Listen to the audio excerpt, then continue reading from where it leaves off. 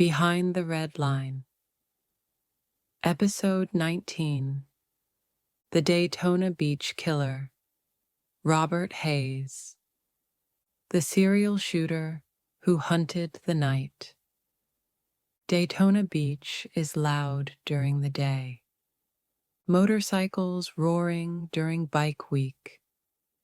Tourists sunburnt and laughing. Boardwalk games, neon lights, music from every bar on the strip. But at night, it changes. The streets quiet down. The clubs empty. The boardwalk goes dark. And a different part of the city wakes up. The parts hidden behind motels, alleys, and dimly lit intersections. In 2005 and 2006, this is where women worked to survive, where they walked between shadows and streetlights, where strangers pulled up beside them with the window already rolled down. And it's here, in this darkness, where a man with a .40 caliber pistol began hunting. He shot women execution style. No struggle, no hesitation, no warning. He left their bodies in public places, as if daring the city to notice. For a year, Daytona Beach lived with a phantom killer. A man whose calm voice didn't match the brutality of what he did. A man who seemed invisible. A man who walked freely while families buried their daughters. This is Behind the Red Line, Episode 19, The Daytona Beach Killer, Robert Hayes. Daytona is a place people come to escape. Beautiful beaches, cheap hotels, parties that never stop. But beneath the vacation brochures lies a city divided on one side. Tourists, college kids, and retirees. On the other, women surviving through sex work, addiction, unstable housing, abusive partners, and nights spent walking the same blocks over and over. These were women who walked alone, talked to strangers for money, slept in motels paid day by day, trusted the wrong people because they had no other choice, were blamed for their circumstances instead of protected. And the killer took advantage of every crack in the system. On December 26, 2005, the body of Laquetta Gunther, 45, was found in an alley. She had been shot in the head. Execution style. No struggle, no defensive wounds. The killer put the gun against her skull and pulled the trigger. The crime scene was cold, clinical. No personal motive. Nothing stolen. Nothing staged. Just a body left in a position that felt almost deliberate, as if he wanted her to be found. Police began to ask questions. Who would shoot a woman like this? Why so precise? Why so clean? But Daytona had no idea this was only the beginning. On January 14th, 2006, Only weeks later, a second woman was found. Julie Green, 34, shot in the head. Same execution style, same caliber, same cold signature. Her body was discovered near a construction site, dumped yet positioned with intention. Detectives knew instantly this was a serial killer. The pressure mounted. The community panicked. Women working the streets were terrified. They're saying someone is hunting girls like us. One woman told a friend, her voice shaking under a street light. They were right. On February 24th, 2006, the body of Iwana Patton, 35, was discovered near a warehouse. Shot. Head wound. Same caliber. Same clean, precise, execution-style killing.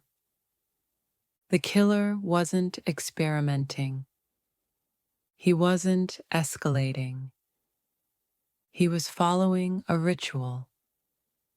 He chose women in sex work, women alone at night, women vulnerable, women the world ignored. Then he ended their lives in seconds. This wasn't anger. This wasn't chaos. This was hunting. Daytona Beach exploded with fear. The media reported, a serial killer is targeting women. 3 victims, identical cause of death. Women urged not to walk alone. But here's the heartbreaking truth.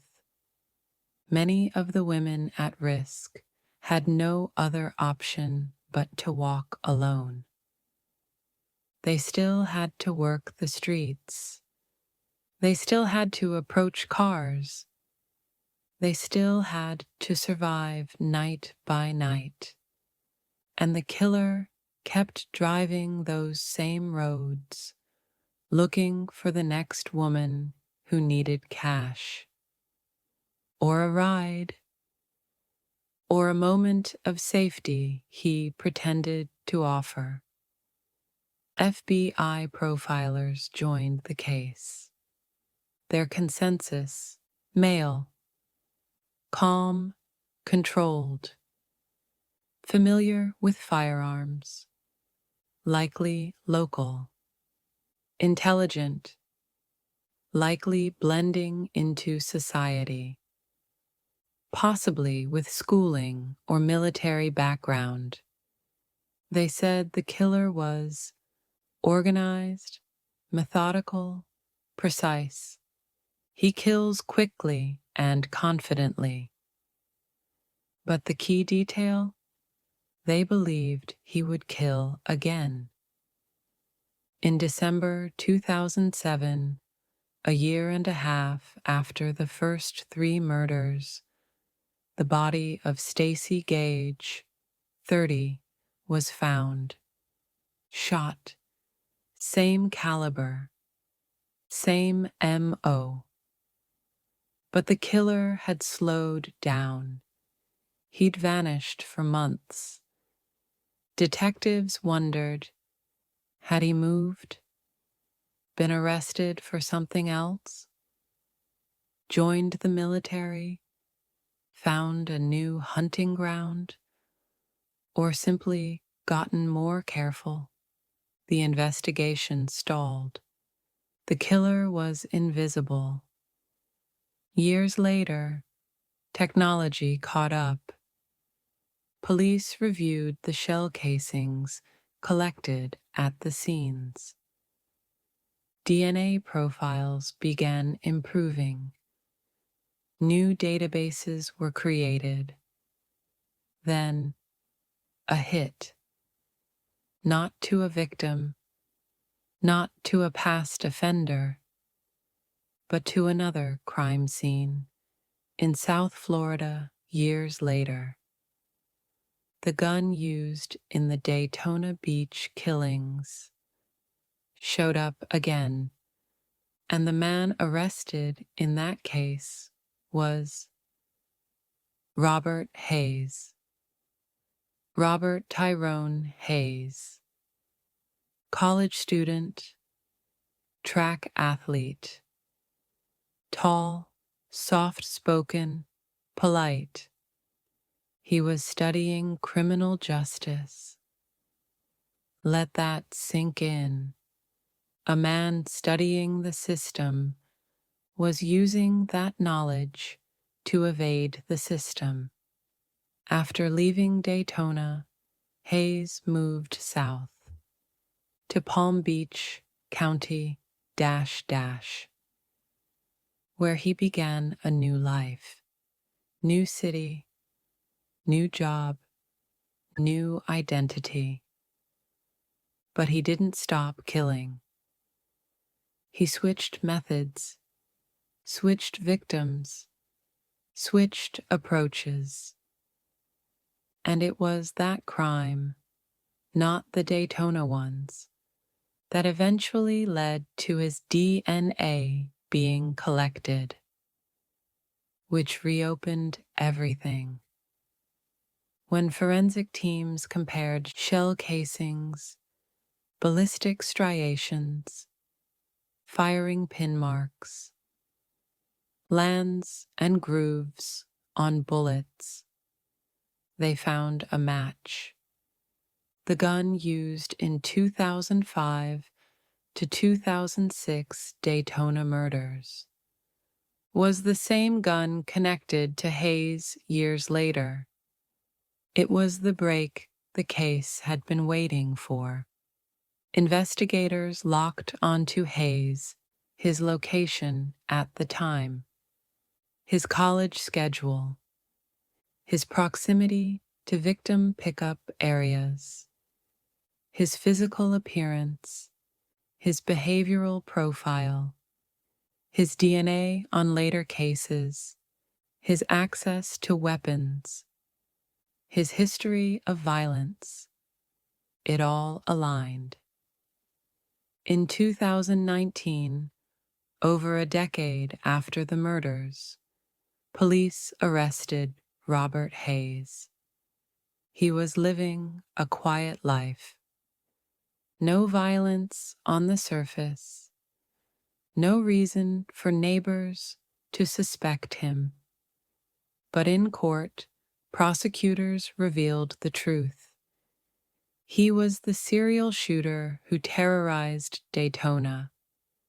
He was the man who executed women with calm precision. He was the man who hid behind a normal facade. Hayes was charged with multiple murders.